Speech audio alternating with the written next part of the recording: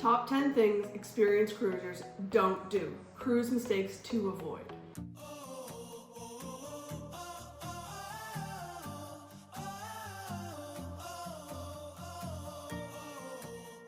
Hey guys, welcome back to the channel. I'm Ashley Neal, I'm a registered nurse and also a travel agent. Today we're going to talk about the ways that experienced cruisers make cruising look so easy. They've experienced the mistakes, they've made all the mistakes that most new cruisers do. So we're going to talk about what those are to help you prevent making those for yourself. You can learn from our mistakes instead of making them for yourselves. Number one, we don't overpack.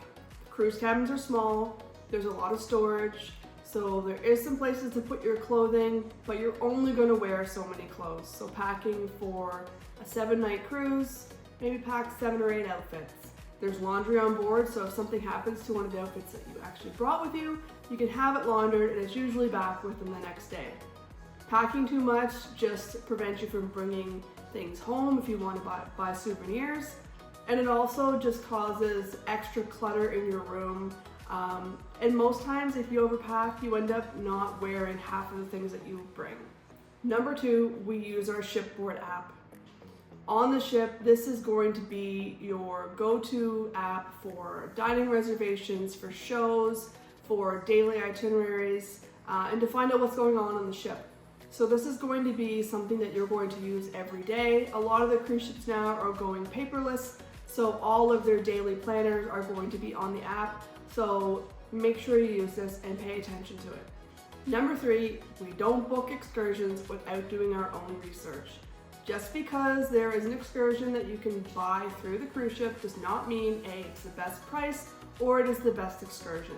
Do your research, read reviews, look at different things you can do in the port for free. A lot of them will have like resort style pools and water slide areas that you don't actually need to leave the port to go on an excursion. You could make your own excursion day just by staying at the port. Also, there are some options to book outside the cruise line for your excursions. So check into those too. It may save you some money, but be sure to read, as I said, the reviews, because you need to make sure it's a reputable company that will get you back to the ship on time, because the cruise ship will not wait if you are late. Number four, we don't eat at peak times. Everyone is going to hit the buffet in the main dining rooms at the same peak times every day for breakfast, lunch, and dinner.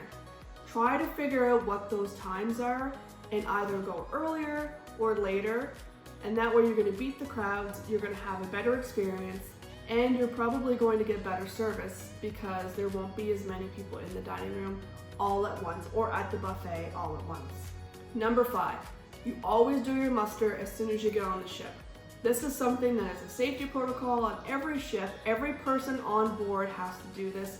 The ship cannot leave the port until everybody has checked into their muster station.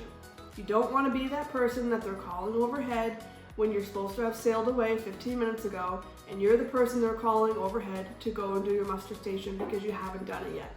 People don't like these people, so don't be that person. Do your muster as soon as you get on board and have it done and over with so you can go and start enjoying your cruise sailing. Number six, we don't forget to check our cruise bill before we get off the ship.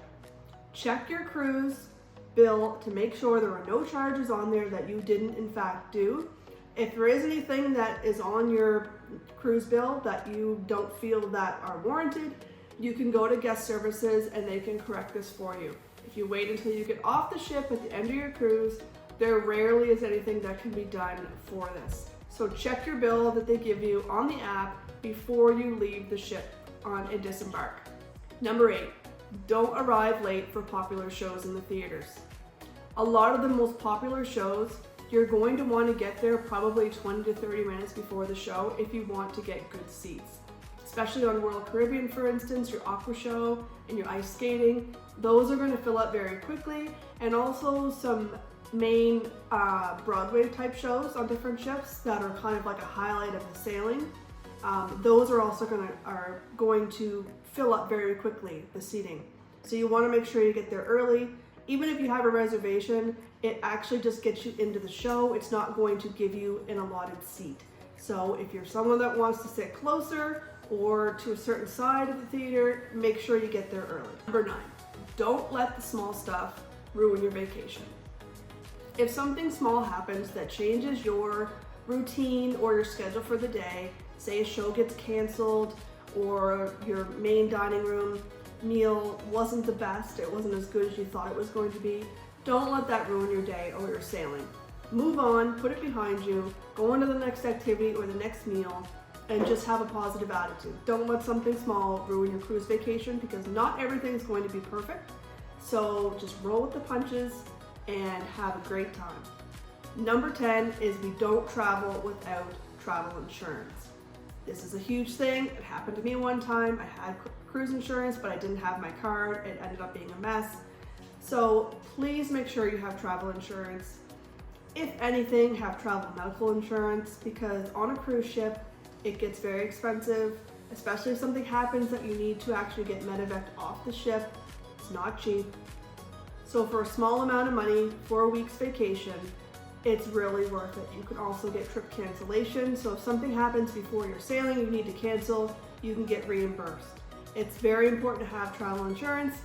You can usually get it from your bank, your car insurance company, house insurance company, or places like Costco. So make sure you look into this and have this, and especially bring your actual proof of travel insurance on your cruise.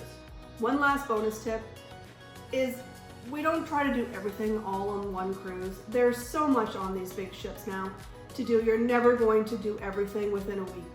So pick the highlights that you want to hit, whether it's a show, whether it's an excursion, a specialty dining meal.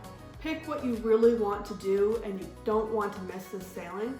And if you don't hit all the other times and the things that you want to do it next time. Do it on your next cruise. There's always going to be another one, an option to sail again. So make sure you hit your highlights that you pick and that are important to you.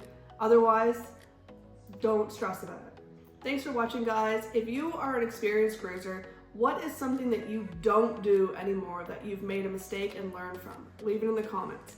If you're a new cruiser, I really hope this video helped. Save it for your next sailing. Don't forget to like and subscribe, and I'll see you in the next video.